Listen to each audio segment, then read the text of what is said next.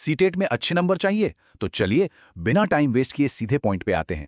आज हम बाल मनोविज्ञान के दो सबसे बड़े नामों पियाजे और वाइगोत्स्की का एक जबरदस्त और तेज रिवीजन करने वाले हैं। शुरुआत एक सवाल से करते हैं। क्या वो एक शब्द पता है जो पियाजे को वाइगोत्स्की से अलग करता है? अरे इसी एक शब्द में कई सवालों का जवाब छुपा है। इसका राज जानने के लिए बस साथ बने रहिएगा। तो सबसे पहले आइए फटाफट इन दोनों के मेन आइडिया को समझते हैं। देखिए, दोनों के विचार इस बारे में बिल्कुल अलग थे कि एक बच्चा सीखता कैसे है और उसका दिमाग कैसे काम करता है। जीन पियाजे के हिसाब से बच्चे एक तरह से नन्हे वैज्ञानिक होते हैं। मतलब वो अकेले ही दुनिया को एक्सप्लोर करते हैं और अपने अनुभवों से खुद ही अपना ज्ञान बनाते हैं। तो पियाजे को याद रखने की स्मार्ट ट्रिक क्या है?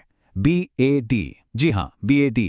बी से है बायोलॉजिकल मैच्योरेशन यानी जैविक परिपक्वता। ए से है एज ड्रिवन स्टेजेस यानी उम्र के हिसाब से चरण। और डी से है डिस्कवरी लर्निंग यानी बच्चा खुद खोज कर सीखता है। अब दूसरी तरफ है लेव वाइगोत्स्की। उनका मानना था कि बच्चे सोशल अप्रेंटिस होते हैं, मतलब सामाजिक प्रशिक्षु। वो अपने आसपास के लोग, अपनी संस्कृति और समाज के साथ मिलके उनसे बातचीत करके सीखते हैं। वाइगोत्स्की के लिए सीखना एक तरह का टीम वर्क है। और वाइगोत्स्की को याद रखने की ट्रिक SCL।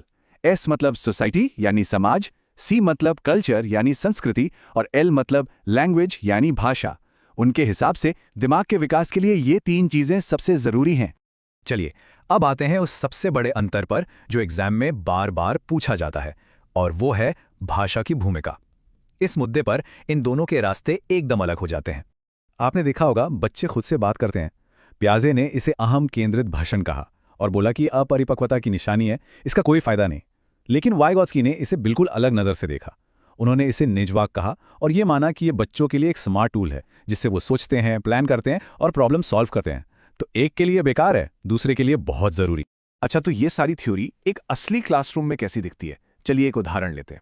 सोचिए एक बच्चा एक जिगसॉ पजल सॉल्व करने में लगा है। अगर क्लासरूम पियाजे के आइडिया पर चल रहा है तो टीचर बच्चे को अकेला छोड़ देंगे ताकि वो खुद से कोशिश करे और सीखे। पर अगर क्लासरूम वाइगोत्स्की के आइडिया पर है तो टीचर एक गाइड की तरह मदद करेंगे। वो थोड़ी थोड़ी मदद देंगे, जिसे स्कैफोल्डिंग कहते हैं। जैसे टीचर कह सकते हैं, पहले कोने वाले टुकड़े ढूंढ कर देखो।